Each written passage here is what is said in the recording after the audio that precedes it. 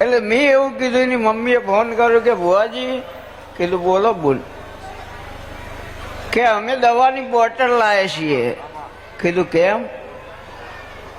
બાધાની કોઈ ગુનો કર્યો?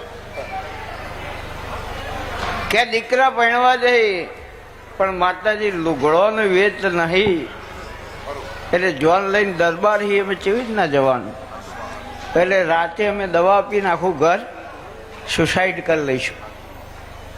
એટલે યાર આપણે તો ધક્કો ના રહે ને. કીધું માતાનું નામ બગડશે, બદનામી મળશે,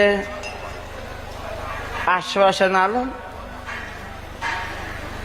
અને આશ્વાસનમાં માતા જોણ, આપણે તો કશું આવડતું નહીં. એટલે ભીખા બુઆએ ખાલી ગપ્પું માર્યું કે 11 વાગ્યા સુધી રાતે રાહ જોજે, અને 11 વાગે રાતના અને ભીખાની ચહેર શેઠ બનીને આવશે. તે સુટકેસ લઈને પૈસા લઈને આવશે.